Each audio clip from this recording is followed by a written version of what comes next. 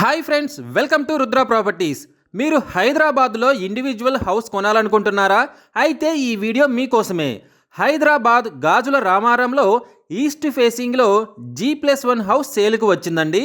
ఈ house ground floor వచ్చేసి double bedroom.